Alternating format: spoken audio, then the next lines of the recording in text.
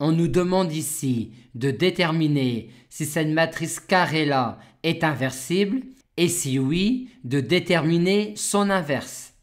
Vu qu'on nous demande de calculer le cas échéant son inverse, on va procéder de la manière suivante, à savoir que l'on va effectuer soit uniquement sur les colonnes de cette matrice-là des opérations élémentaires ou exclusif uniquement des opérations élémentaires sur les lignes de cette matrice-là dans le but d'avoir ici la matrice identité et donc ici l'inverse de cette matrice-là.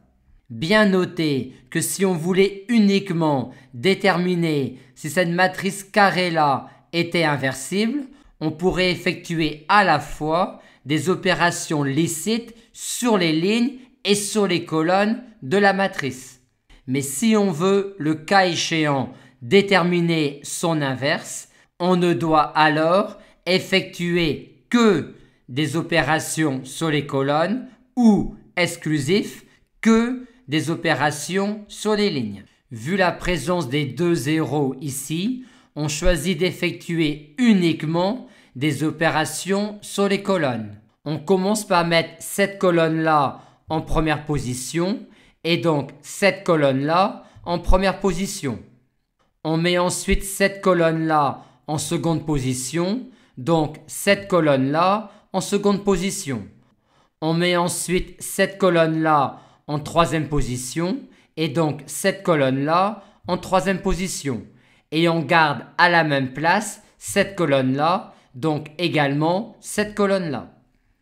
On va maintenant prendre cette colonne-là comme colonne pivot pour mettre des zéros là, là et là.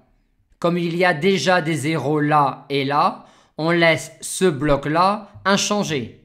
Et donc ce bloc-là également. On fait ensuite cette colonne-là moins 2 fois cette colonne-là. Et donc cette colonne-là moins 2 fois cette colonne-là. On va maintenant prendre cette colonne-là comme colonne pivot pour mettre des zéros là et là. On garde donc ces deux colonnes-là et donc ces deux colonnes-là. On fait ensuite cette colonne-là moins 2 fois cette colonne-là et donc cette colonne-là moins 2 fois cette colonne-là.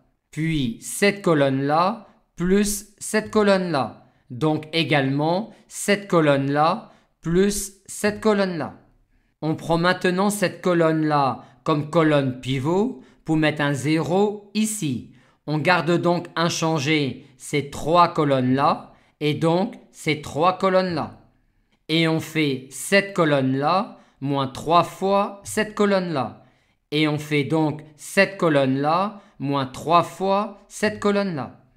Arrivé là, on peut déjà dire que cette matrice carrée-là est inversible vu qu'elle est équivalente à une matrice triangulaire dont tous les coefficients diagonaux sont non nuls.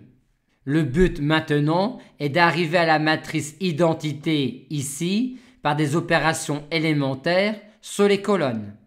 On va donc maintenant utiliser cette colonne-là comme colonne pivot pour mettre un 0 là, là et là. Et comme il y a déjà un 0 ici, on laisse ces deux colonnes-là inchangées. Et donc ces deux colonnes-là inchangées. On fait ensuite cette colonne-là plus cette colonne-là. Et donc cette colonne-là plus cette colonne-là. Et maintenant cette colonne-là plus 2 fois cette colonne-là.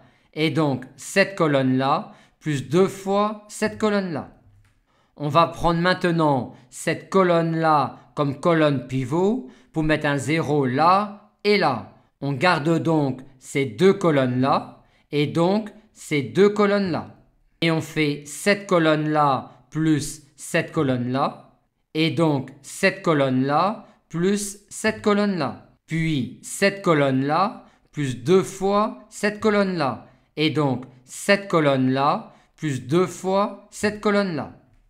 On va maintenant prendre cette colonne-là comme colonne pivot pour mettre un 0 ici. On garde donc ces trois colonnes-là et on garde donc ces trois colonnes-là. Et on fait cette colonne-là moins cette colonne-là. Et donc cette colonne-là moins cette colonne-là. Il ne nous reste plus qu'à multiplier cette colonne-là par moins 1 et de même pour celle-là. Et donc à multiplier cette colonne-là par moins 1 et cette colonne-là également par moins 1. Et on a alors ici la matrice identité et donc ici l'inverse de cette matrice-là.